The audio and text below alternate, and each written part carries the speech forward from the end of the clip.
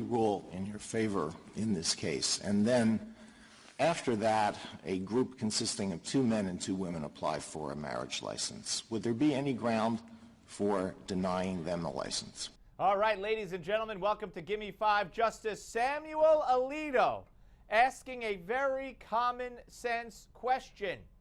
At the oral arguments yesterday before the U.S. Supreme Court regarding the gay marriage case before the court, asking one of the lawyers who want to legalize gay marriage right on through, hey, if we grant your license the way you want, what's to stop 4 people from coming forward who want to marry each other?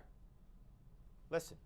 I believe so, Your Honor. What would be the reason? There would be 2. One is whether the state would even say that that is such a thing as a marriage, but then beyond that, there are definitely going to be concerns about coercion and consent and disrupting family relationships when you start talking about multiple persons. But I want to also just go back to the wait-and-see question for a moment, if I may, because... Well, Jim, I didn't understand your answer. Yeah, I didn't understand her answer either.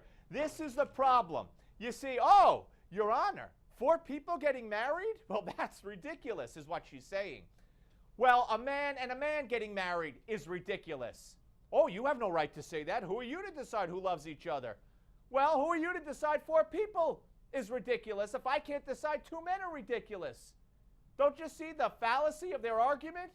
Don't you see the shortcoming? Samuel Alito sees it. It's very easy to see for anyone with eyes willing to look more. These are 4 people, 2 men and 2 women. It's not the sort of polygamous relationship, polygamous marriages that existed in other societies and still exist in some societies today. And let's say they're all consenting adults, highly educated. They're all lawyers. What would be the ground under the logic of the decision you would like us to hand down in this case? What would be the logic of denying them the same right? And what she's basically going to say, and what she said in about the 3-word answer before was, well, that's not marriage, traditionally. Well, neither are 2 men and 2 women. Don't you see how shallow and weak this argument is? Once you change the definition of marriage to suit what you believe it should be, then you have no right.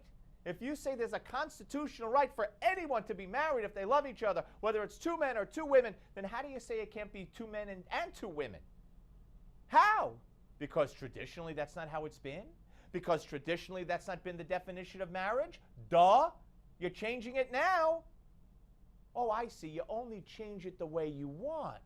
And the other people who might want to be married, screw them, because it's inconvenient for you right now. Shallow, dishonest, disingenuous, intellectually dishonest. Watch. I assume the states would rush in and say that when you're talking about multiple people joining into a relationship, that is not the same thing that we've had in marriage, which is on the mutual support and consent of 2 people. Setting that aside, even assuming it is within the fundamental right. Well, I don't know what kind of a distinction that is, because a marriage between 2 people of the same sex is not something that we have had before. Oh my God! He had to go to law school to figure that out. That is common sense 101. She thinks the states would rush in because it's not what we're used to. We're used to 2 people being married, and she's arguing for 2 men and 2 women to be able to get married? When have we had that before? She is as intellectually dishonest. She doesn't have an answer because there is no answer except to say, Your Honor, you're absolutely correct. This opens the door for everyone to marry anyone.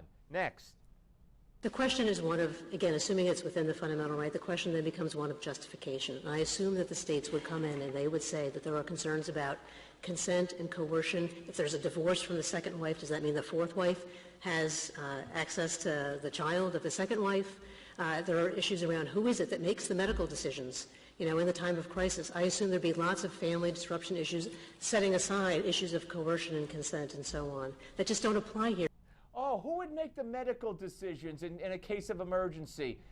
You are pathetic.